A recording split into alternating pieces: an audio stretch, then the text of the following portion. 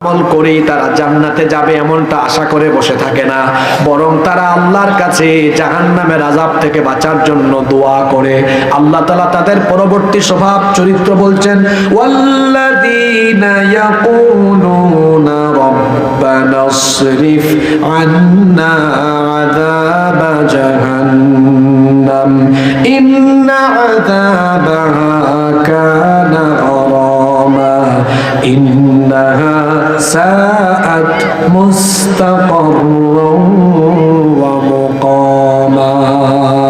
আল্লাহ বলছেন রহমানের বান্দা হলো তারা জাহান্নাম থেকে বাঁচার জন্য আল্লাহর কাছে দোয়া করে যারা, তারা বলে, হে আল্লাহ জাহান্নামের আযাব থেকে আমাদেরকে বাঁচাও, কারণ জাহান্নামের আযাব হলো অত্যন্ত কঠিন, এই কঠিন আযাব থেকে আমাদেরকে বাঁচাও, বলে না আমিন। এজন্য আমলের পাশাপাশি সব সময় জাহান্নাম থেকে বাঁচার জন্য দোয়া করবেন, এটা জান্নাতি মুমিনের স্বভাব। কিছু আমল শিখেন, এদিকে তাকান, কিছু আমল শিখে যান, খালি ওয়াজে এসে ঠিক ঠিক বলে চলে যান, কয়েকটা আমল নেন বাড়িতে। আল্লাহর নবী কত সুন্দর আমল শিখিয়েছেন জাহান্নাম থেকে বাঁচার জন্য। আল্লাহর নবীর আমল, এই আমলগুলো শিখে রাখেন। ফজরের নামাজের পরে, মাগরিবের নামাজের পরে আল্লাহর নবী জাহান্নাম থেকে আল্লাহর কাছে পানা চাইতেন 7 বার। জোরে বলেন কয়বার? এই দোয়াটা পড়তেন, পরেন আমার সাথে, আল্লাহুম্মা, আর জোরে বলেন আল্লাহুম্মা আজিরনি মিনান নার। এই দোয়াটা নবী পড়তেন মোট কয়বার? আমরাও পড়বো তো ইনশাআল্লাহ। আরো দোয়া আছে, আপনারা যে নামাজে শেষ বৈঠকে ওই যে দোয়ায়ে মাসুরা পড়েন, আল্লাহুম্মা ইন্নী যালামতু নাফসি যুলমান কাসীরা ওয়া লা ইয়াগফিরুদ যুনুবা ইল্লা আনত ফাগফিরলি মাগফিরাতাম মিন ইনদিকা ওয়ারহামনি ইন্নাকা আনতাল গফুরুর রহিম। এরপরে সালাম ফিরাই ফেলেন না? এরপরে নবীজি বলছেন সালাম ফিরানোর আগে জাহান্নাম থেকে বাঁচার জন্য, কবরের শাস্তি থেকে বাঁচার জন্য, দাজ্জালের ফিতনা থেকে বাঁচার জন্য এই দোয়া করো। নবীজি দোয়া শিখিয়েছেন, আল্লাহুম্মা ইন্নী আউযু বিকা মিন আযাবি জাহান্নাম ওয়া মিন আযাবিল কবর ওয়া মিন ফিতনাতিল মাহইয়া ওয়াল মামাত ওয়া মিন ফিতনাতিল মাসীহিদ দাজ্জাল। এই দোয়াটা আমরা শিখবো, বলেন ইনশাআল্লাহ। 5 নম্বর, রহমানের বান্দাদের 5 নম্বর স্বভাব হলো তারা কৃপণ হয় না, কিপটা হয় না, আবার অপচয় করে না, বরং রহমানের বান্দারা হয় দানশীল। জোরে বলেন, রহমানের বান্দারা হয় কি? এজন্য আল্লাহ তাআলা বলছেন রহমানের বান্দা হলো তারা, ওয়াল্লাযীনা ইযা আনফাকু লাম ইউসরিফু ওয়া লাম ইয়াকতুরু ওয়া কানা বাইনা যালিকা কওয়ামা। আল্লাহ তাআলা বলছেন রহমানের বান্দা যারা কৃপণতার পথ এবং অপচয়ের পথ অবলম্বন করে না, তারা কিপটামি করবেন না। অনেকে আছে, সম্পদ আছে, টাকা আছে, তারপর কিপটামি করে। কিপটার ঘরের কিপটা, টাকা আছে তাও বাজারে গেলে ভালো একটা মাছ এনে খাবে না, ভালো খাবার খাবে না, এইরকম কিপটা আমার সমাজে আছে না নাই? ছেঁড়া কাপড় পরে, তারপরে ভালো খাবারও খায় না, পুষ্টিকর খাবার খায় না। দুনিয়াতে কিপটা যারা, এরা হলো 1 নাম্বার ব্যাককল। এদেরকে আমি ব্যাককল কেন বললাম? না খায়া টাকা জমায়া রাখে, শেষ বয়সে দেখা যায় এই যে না খাইতে খাইতে অপুষ্টিতে ভুগে বিভিন্ন রোগ বালাই হয়। কিপটামি করে জমানো টাকা শেষ বয়সে খরচ করতে করতে সম্পদ শেষ হয়। কিপটা, এটা ব্যাককল। দুনিয়াতে কার জন্য জমা? আচ্ছা বলেন তো, আজকে রাত আমার পাস হবে, কোন নিশ্চয়তা আছে? জোরে বলেন, আছে? তো যার কোনো নিশ্চয়তাই নেই। আমি তো প্রায় জায়গায় বলি, মানুষের জীবন হলো এমন, এর নাই কোনো ওয়ারেন্টি, নাই কোনো। এই যে আমার ভাই আজকের মাহফিলের প্রধান অতিথি, তিনি আমেরিকায় থাকেন, হয়তো তিনি কিছুদিন পরে আবার দেশে চলে যাবেন, হয়তো টিকিট করে আসছেন, আবার তিনি আমেরিকায় যাবেন। মনে করেন তিনি যদি আমেরিকার টিকিট করে আসেন, ওনার যদি আগামী 26 তারিখ ফ্লাইট হয়, তাহলে উনি জানেন 26 তারিখ বিকাল 3টায় ওনার ফ্লাইট। উদাহরণটা বুঝেন, একজন বিদেশগামী যাত্রী তার ফ্লাইটের খবর জানে। আমরা দুনিয়াতে যারা আছি এরা সবাই পরকাল যাত্রী। জোরে বলেন, কিসের যাত্রী? আমেরিকার যাত্রী তার ফ্লাইটের খবর জানে। এখন আপনারা বলেন, পরকাল যাত্রী একজনও কি তার ফ্লাইটের খবর জানে? জোরে বলেন, জানে?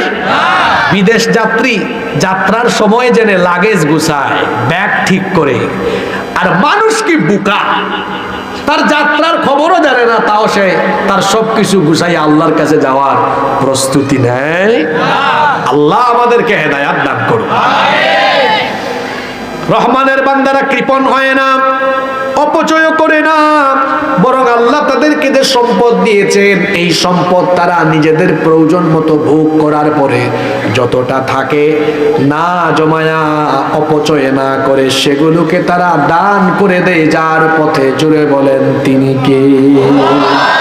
এজন্য আল্লাহ বলছেন ওয়ালা তাজআল ইয়াদাকা মাগলুলাতান ইলা উনুকিকা ওয়ালা তাবসুতহা কুল্লাল বাসতি ফাতাকউদা মালুমান মাহসুরা। কৃপণতার পথ অবলম্বন করে তোমরা তোমাদের হাতকে ঘাড়ে আবদ্ধ করে রেখো না, অর্থাৎ দানশীলতা থেকে নিজের হাতকে গুটিয়ে রেখো না। আবার এখানে আরেকটা কথা, দান করতে করতে সর্বহারাও হয়ে যায় না, তাহলে কেমন হতে হবে? আল্লাহ বলছেন ব্যালেন্স জীবন যাপন হবে। ওয়া কানা বাইনা যালিকা কওয়ামা, নিজের যা আছে ভোগ করবে, আর ভোগ করার পরে একটা অংশ আল্লাহর পথে দান করবে। কৃপণতাও করবে না, অপচয়ও করবে না। আমরাও সিদ্ধান্ত নিলাম কৃপণতার পথ পরিহার করব, অপচয় করব না। আল্লাহ যে নিয়ামত দিয়েছেন ভোগ করে আল্লাহর দেওয়া সম্পদ আল্লাহর পথে খরচ করব ইনশাআল্লাহ।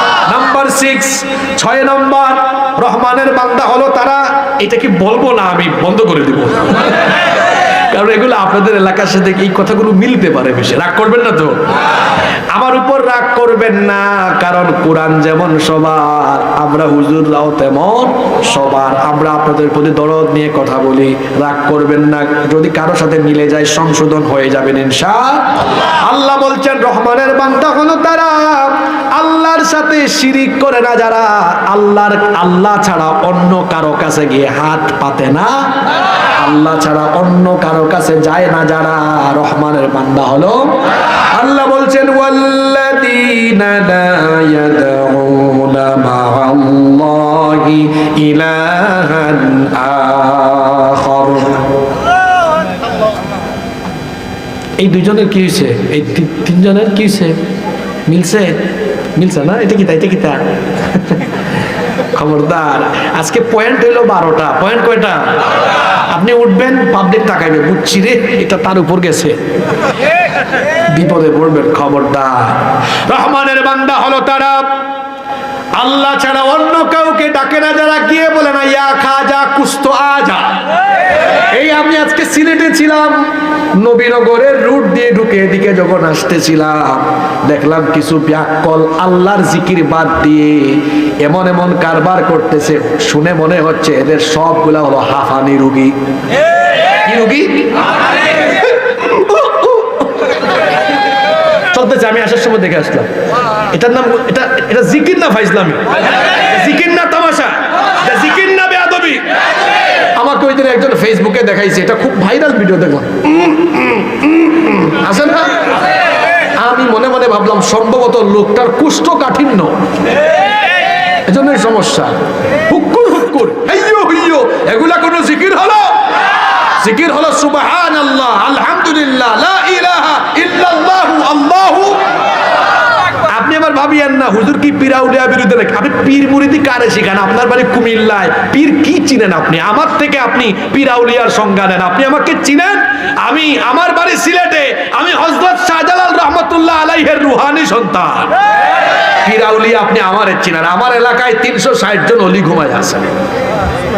আমরা পীরাউলিয়ার বিরোধী নই, বরং পীরাউলিয়ার কবরকে মাজার বানিয়ে সেই মাজারে বাজার বানিয়ে যারা মানুষের ঈমান লুট করে সেই ভণ্ডদের বিরুদ্ধে আমরা। নারে তাকবীর, আল্লাহু আকবার, নারে তাকবীর, আল্লাহু আকবার। ইসলামের শত্রু এই এলাকায় অনেক জায়গা আছে, তুমি ঘরে ঘরে ঘরে ঘরে মাজার বানায় রেখেছে। কি নাম দিয়েছে গো? খেতাসা, গেদাসা, বুদাইসা, ল্যাংটাসা, বদনাসা। আপনারা ভাবতেছেন আমি মিথ্যা আর চাপাবাজি করছি? এই মুহূর্তে গুগল শরীফে সার্চ করেন, যদি একটা নাম না পান আমার জুতা দিয়ে মারেন আপনারা। সবগুলো নাম আছে না? ওই চট্টগ্রামের সীতাকুণ্ডের কুমিরে আছে ডাইল চাউল রহমতুল্লাহ আলাইহির মাজার। আপনারা চট্টগ্রামে যান, এই গেটটা দেখছেন কেউ? কে কে দেখছেন দেখি, এটা হাত তুলেন তো। কেউ দেখছেন? বদনা আছে না, ল্যাংটা আছে না? তারপরে হাত নামান। আপনাকে আরো খবর দেই, গত বছর না এর আগের বছর আমি যাচ্ছিলাম ওই কুষ্টিয়াতে, রাজবাড়ি হয়ে যাচ্ছি মাহফিলে। তো রাজবাড়ি সদরে দেখি বিশাল বড় এক গেট, লেখা আছে উপরে জামাই পাগল বাবার দরবার শরীফ। কি পাগল? আমি এটা ছবি তুলছি, তুলে আমার নামে একটা ফেসবুক পেজ আছে, ওখানে আমি এটা পোস্ট করেছি, ক্যাপশন দিয়েছি আমি জামাই পাগল বাবার দরবার পেয়েছি। বাংলাদেশে কি কোথাও বউ পাগল আছে নাকি?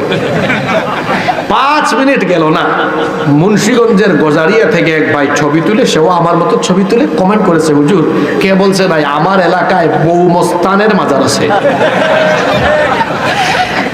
জামাই পাগলও আছে, বউ পাগলও চিন্তা করেছেন?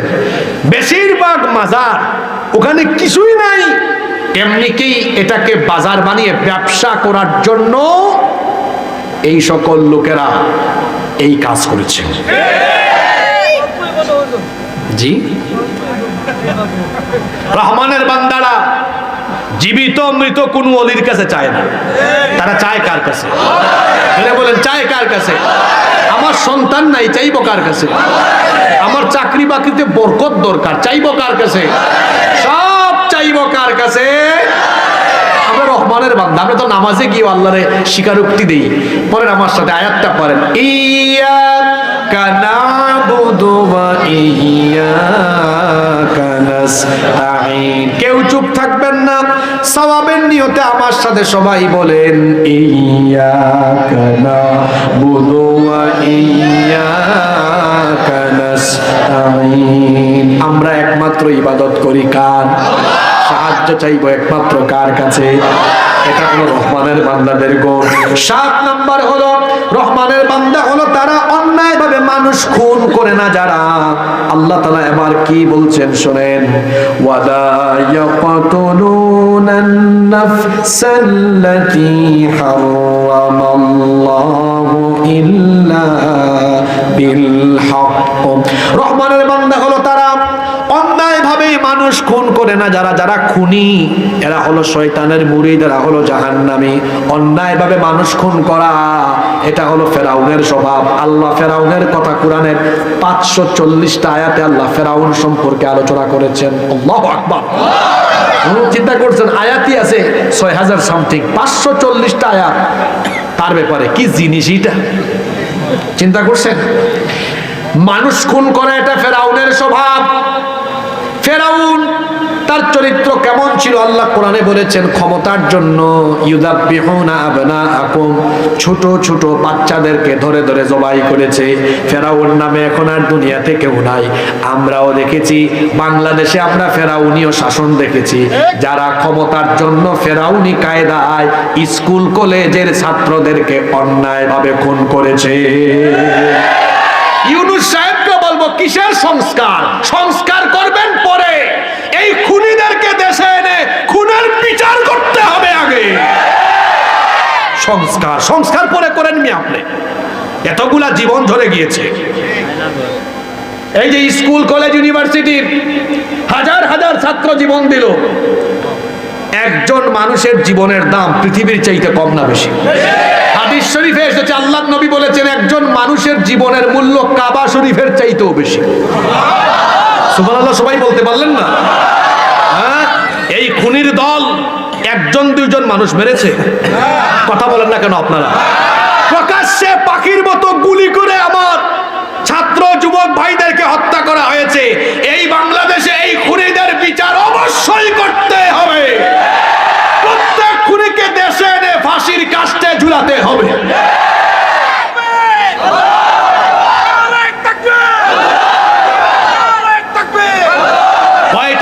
কয়টা খুন? খুন আর খুন। এরা অন্যায়ভাবে খুন করেছে। এই বাংলাদেশে ওয়াজ আর তাফসীরের রূপকার, বাংলাদেশের কিংবদন্তি কুরআনের খাদেম শহীদ আল্লামা দেলোয়ার হোসেন সাঈদীকে এই বিচারগুলো করা লাগবে না? আর বাংলাদেশে হুজুরদের উপর এত বিপদ আসতো না। এই যে আমার ভাই প্রধান অতিথি হুজুরদের ঐক্য নিয়ে কথা বলেছেন, এটা ঠিক আছে, আমাদের মধ্যে ঐক্যের অভাব আছে, যদি ঐক্যের অভাব না থাকতো তাহলে এই অবস্থা হতো না। সাইদি সাহেবকে যখন ধরা হলো বাকিরা চুপচাপ, পরবর্তী 15 বছরে কেউ বাদ গেছে? আমরা কওমি আলিয়া বলে বলে আমরা নিজেরা দলাদলি করে, আর জালিমের দল আমির হামজাকে যে জেলে রাখে মামুনুল হক সাহেবকে নিয়ে ওই জেলেই রাখে। ওদেরকে জালিমের কাছে আলিম তারা ভেদাভেদ করে। এজন্য আমরা বলি উদারতা লালন করুন। কিসের কওমি আলিয়া, কিসের হেফাজত, জামাত, খেলাফত, চরমুনাই, সারছিনা, ফুরফুরা, ফুলতলি, বিভিন্ন দরবার আছে, বিভিন্ন দলমতের আলেম ওলামারা আছেন। আসেন আমরা সবাই আমাদের মাঝখানের অনৈক্যের দেয়ালকে ভেঙে চুরে টুকরা টুকরা করে সবাই এক কাতারে চলে আসি। যদি আমরা ঐক্যবদ্ধ হতে পারি, এদেশে ইসলামের বিরুদ্ধে কথা বলার সাহস কেউ পাবে না। কেন আমরা অনৈক্য করব? আমাদের রব কয়জন? রাসূল কয়জন? কিতাব কয়টা? আমাদের প্রভু এক নবীর উম্মত, জীবন বিধানে ওই শিবানী কুরআন। তবে কেন এক নও হে মুসলমান, এক হও করিয়া আল্লাহ এক হওয়ার তৌফিক দেন। রহমানের বান্দারা মানুষ খুন করে না, বরং মানুষের জীবন বাঁচায়। রহমানের বান্দারা মানুষের রক্ত ঝরায় না। কিয়ামতের দিন আল্লাহর হক আর বান্দার হকের বিচার করবেন। আল্লাহর হকের বিচার আরম্ভ হবে নামাজ দিয়ে, আর বান্দার হকের বিচার আরম্ভ হবে অন্যায় রক্তপাত দিয়ে। এজন্য আমরা কোনো মানুষের রক্ত ঝরাবো না, কোনো মানুষের জীবন হানি করব না। আমরা মানুষকে সম্মান করব, মানুষ মানুষকে সম্মান করবে। সে আরে শুধু মুসলমান না, সে যে কোনো ধর্মের হতে পারে, মানুষ হিসাবে সকল মানুষকে আমরা সম্মান করব। এটা কোরআনের শিক্ষা, এটাই ইসলামের শিক্ষা। আল্লাহ আমাদেরকে কথাগুলো বুঝার মানার তৌফিক দেন। কষ্ট হচ্ছে আপনাদের? এই তো আমরা 8-এ চলে আসছি। নাম্বার 8, রহমানের বান্দাদের 8 নম্বর স্বভাব হলো তারা বিবাহ বহির্ভূত কোনো হারাম রিলেশনে সম্পৃক্ত হয় না, তারা জিনা ব্যভিচারের ধারে কাছেও যায় না। আল্লাহ তাআলা বলছেন ওয়ালা ইয়াজনুনা ওয়া মান ইয়াফআল যালিকা ইয়ালকা আসামা। রহমানের বান্দারা জিনা ব্যভিচার করে না। ও আমার যুবক ভাইয়েরা, বিবাহ বহির্ভূত কোনো হারাম রিলেশনে নিজেকে সম্পৃক্ত করা যাবে না। আল্লাহর নবী আপনাদেরকে কি বলেছেন শুনেন। ইয়া শাবাব আল ইসলাম, হে ইসলামের যুবকেরা, গদ্দু আবসারুকুম, চোখের হেফাজত করো। ওয়াহফাজু ফুরুজাকুম, তোমাদের লজ্জাস্থানের হেফাজত করো। এখানে নবীজি প্রথমে চোখের হেফাজতের কথা কেন বললেন? আবার সূরা নূর 24 নম্বর আগে সূরাটায় আল্লাহ সর্বপ্রথম নারী পুরুষ উভয়কে চোখের হেফাজতের কথা আগে বলেছেন। কেন? কারণ চক্ষুকে বলা হয় মানুষের হৃদয়ে রায় না। একজন মানুষ চক্ষু দিয়ে আগে দেখে, তারপরে হৃদয় দিয়ে কল্পনা করে, তারপরে অ্যাকশনে নামে। এজন্য কেউ যদি চোখের হেফাজত করতে পারে, জিনা ব্যভিচার থেকে তাকে বাঁচায় দিবেন কি? মোবাইল হাতে নিয়েছেন, আজে বাজে জিনিস দেখবেন না, কারণ আপনার চোখের খেয়ানতের খবর দুনিয়ার কেউ না জানলেও রাতের বেলা যে দরজা বন্ধ করে একা একা মোবাইলে গুগল শরীফে ঢুকে, ইউটিউব শরীফে ঢুকে আজে বাজে ভিডিও দেখেন, আপনার আব্বা আম্মা জানে না, ভাই বোন কেউ জানে না, কিন্তু দরজা বন্ধ করে দিয়ে অন্ধকার সেই রুমে কি দেখেন, কি করেন কেউ না জানলেও যিনি জানেন তিনি কে?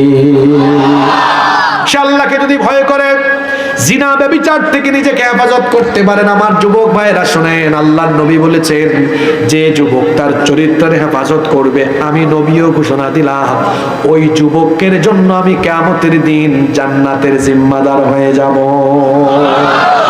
আমরা জিনার ধারে কাছে যাব না ইনশাআল্লাহ। রহমানের বান্দাদের 9 নম্বর গুণাবলী হলো ওয়াল্লাযীনা লা ইয়াশহাদুনা আয-যুর। রহমানের বান্দা হলো তারা মিথ্যা সাক্ষ্য দেয় না যারা। অনেকে আছে টাকার বিনিময়ে মিথ্যা সাক্ষ্য দেয়। বিভিন্ন গ্রামেও দেখবেন সালিশ বিচার হয়, বিচার ফয়সালা হয়, সেখানে সাক্ষী আনা হয়। হায় রে হায়, 100 টাকার নোট দিলে মিথ্যা সাক্ষীর অভাব।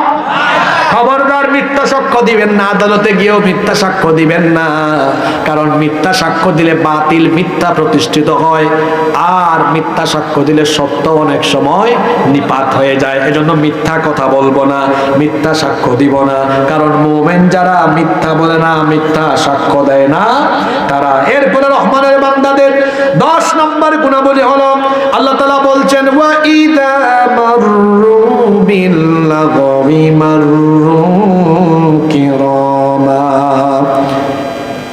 যুবক ভাইরা শুনেন, কি গুরুত্বপূর্ণ কথা এটা, কোরআনে তো মজা, কি তথ্য দিচ্ছে আপনাকে। দেখেন ওয়া ইযা মাররু বিল লাগবি মাররু কিরামা, যখন কোনো অনর্থক জিনিস, অনর্থক বিষয়, অনর্থক কোনো কাজ, অনর্থক কোনো কার্যক্রমের পাশ দিয়ে তারা যায়, ওই দিকে তাকায় না, মনোযোগী হয় না, তারা সেখান থেকে চলে যায়। অর্থাৎ সময় নষ্ট করে না। রাস্তা দিয়ে যাচ্ছে, এখানে আড্ডা হচ্ছে, আড্ডা বাজিতে যাবে না, এখানে অহেতুক গীবত হচ্ছে, সমালোচনা হচ্ছে, সম্পৃক্ত হবে না, খেলা দেখতেছে সে যাবে না। অর্থাৎ সময় নষ্ট করবে না, সব সময় তারা সময়কে কাজে লাগাবে। আল্লাহ সূরা মুমিনুনের মধ্যে বলেছেন কদ আফলাহাল মুমিনুন আল্লাযীনা হুম ফি সালাতিহিম খাশিউন ওয়াল্লাযীনা হুম আনিল লাগwi মুরিদুন। মুমিনদের স্বভাব আল্লাহ বলেছেন অবশ্যই সফল কাম হয়েছে মুমিনরা। Successful indeed are the believers, those who, আল্লাহ তাআলা বলছেন সফল কাম হয়েছে মুমিনরা। কোন মুমিনরা? আল্লাযীনা হুম ফি সালাতিহিম খাশিউন, successful indeed are the believers, those who humble themselves in their prayer and those who avoid vain talk, যারা অনর্থক কথাবার্তা থেকে নিজেকে সেফ রাখে, এইসব মুমিনরা সফল কামেরা, জান্নাতি মুমিন। সুবহানাল্লাহ পড়েন। আল্লাহ এই গুণে আমাদেরকে গুণান্বিত হওয়ার তৌফিক দেন। 11 নম্বর, রহমানের বান্দারা যখন আল্লাহর আয়াত শুনে তখন তারা এই উপদেশগুলো গ্রহণ করে, বয়রা হয় না। অর্থাৎ শুনেও না, শোনার ভান করে না, দেখেও না, দেখার ভান তারা করে না।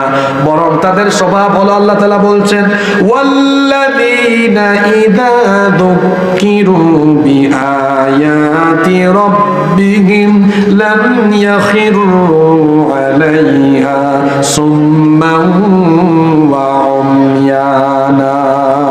রহমানের বান্দা হলো তারা আল্লাহর আয়াত শুনলে পরে তারা বধির না হয়ে, অন্ধ না হয়ে উপদেশ গ্রহণ করে যারা, রহমানের বান্দা হলো তারা। অর্থাৎ তারা যেটা শুনে, শোনার পরে আমল করে। এই যে আপনারা এতক্ষণ ওয়াজ শুনলেন, রহমানের বান্দাদের স্বভাব হলো ওয়াজ শুনে এরপরে কি করে। আমাদের দেশে অনেকে আছে 12টা পর্যন্ত ওয়াজ শুনে, সকালবেলা ফজরের নামাজ কাজা করে। তাইলে ওয়াজ শুনে আমল না করা, এটা মুমিনের স্বভাব হলো নাকি? জোরে বলেন। ওই যে আমি আলোচনার শুরুতেই বলেছিলাম, আমাদের দেশে হবে সেই ছেলে কবে কথায় না বড় হয়ে।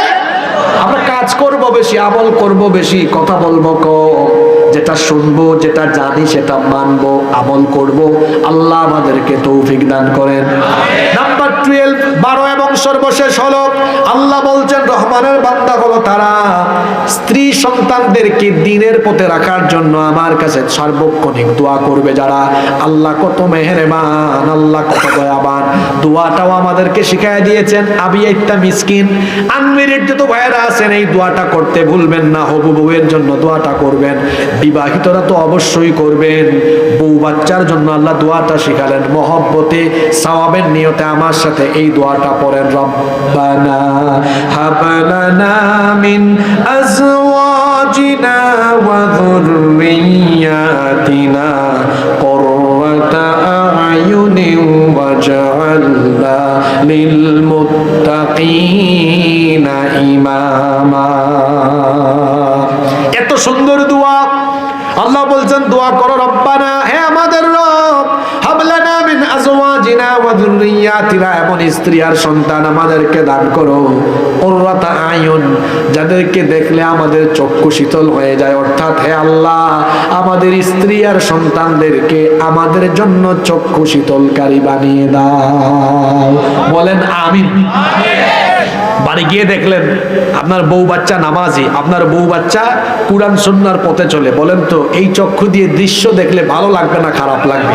আল্লাহ বলছেন এটা যেন তোমার চোখে দেখো। দোয়া করো, আল্লাহ আমার স্ত্রী সন্তানকে আমার জন্য চক্ষু শীতলকারী বানাও।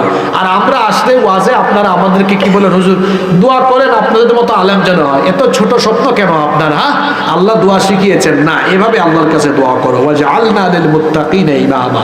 আল্লাহ আমাকে, আমার বউ বাচ্চা, আমার এই বাচ্চাকে তুমি মুত্তাকিদের ইমাম, নেতা বানাও। সুবহানাল্লাহ বলবেন না? এই যে আমরা 1.5 পৃষ্ঠা আলোচনা করলাম, এখানে রহমানের বান্দাদের কয়টা গুণের কথা বলা হয়েছে? যদি বলেন তো কয়টা? আসলে একটু সবক নেই, কষ্ট হচ্ছে আপনাদের? রহমানের বান্দারা অহংকারী না ভদ্র বিনয়ী? 2, রহমানের বান্দারা এরা মন্দের জবাব মন্দ দিয়ে দেয় না ভালো দিয়ে দেয়? এরা সহনশীল। 3, রহমানের বান্দারা তামাশা করে ঘুমায়া রাত কাটায় না তাহাজ্জুদে রাত কাটায়? 4, রহমানের বান্দারা দোয়া করে কার কাছে? 5, রহমানের বান্দারা কৃপণ অপচয়কারী না দানশীল? 6, রহমানের বান্দারা আল্লাহ ছাড়া কারো কাছে সাহায্য, তারা ডাকে কাকে? 7, রহমানের বান্দারা মানুষ খুন করে? 8, তারপরে রহমানের বান্দারা জিনার ধারে কাছে? 9, রহমানের বান্দারা মিথ্যা সাক্ষ্য? 10, রহমানের বান্দারা অনর্থক কথা বা কাজ করে না? 11, রহমানের বান্দারা যেটা শুনে সেটা আমল? 12, রহমানের বান্দারা বউ বাচ্চার জন্য দোয়া করে কার কাছে? আপনারা বলবেন হুজুর এই যে 12টা গুণের কথা এখানে বলা হলো, এগুলা যদি আমরা অর্জন করি, এই কাজগুলা করলে ফায়দা কি? ফায়দার কথা শুনবেন না? এবার ফায়দার ওয়াজ আল্লাহ করতেছেন, আয়াতটা শুনেন। আল্লাহ বলছেন এই 12টি কোয়ালিটি যদি তোমরা অর্জন করো কি ফায়দা হবে শোনো। উলাইকা ইউজজাউনাল গুরফাতা বিমা সাবারু ওয়া ইউলাক্কাউনা ফিহা তাহিয়াতাও ওয়া সালামা খালিদিনা ফিহা হাসুনাত মুস্তাকাররাও ওয়া মুকামা।